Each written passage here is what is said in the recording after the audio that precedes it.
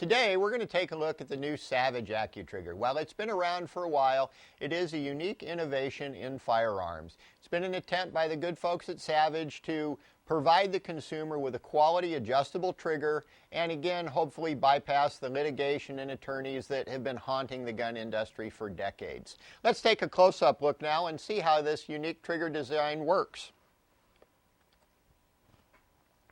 You can see that we've got some different springs on the trigger, but most noticeable is the little safety sear on the front of the trigger.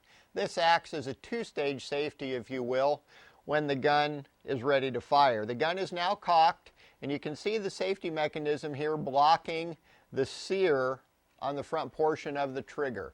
So as the finger comes in and depresses that, the safety sear drops below the level of the sear and disengagement.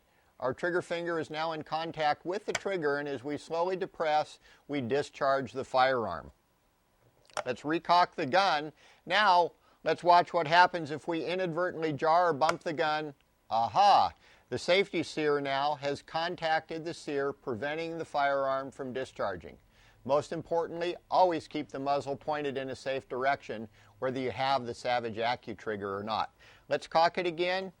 And watch closely now how it works. Watch the safety sear drop out of location as I squeeze the trigger. And this two-stage pull is probably around 6 ounces, somewhere in there.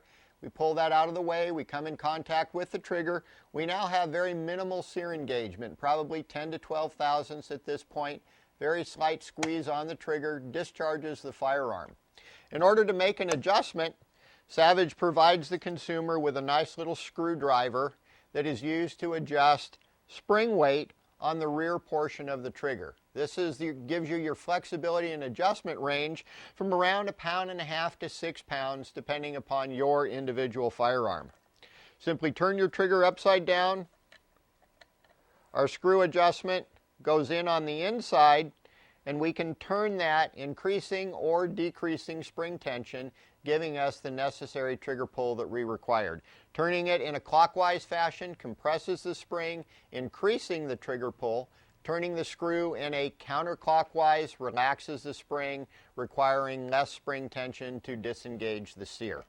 Okay, by using our little screwdriver, this is adjusting the second stage. Remember, this remains a constant with this particular trigger spring. That's what holds the safety sear and provides the initial compression of the trigger, releasing the safety sear that we've shown you up in front. When this has been compressed, we are now working on the secondary spring that you see at the top, and this is what we are actually adjusting. By using our little screwdriver, turning it in a clockwise fashion, we are increasing spring tension, giving us a heavier trigger pull.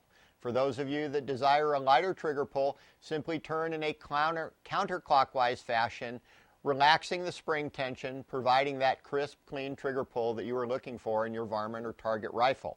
Quite an innovation from the folks at Savage.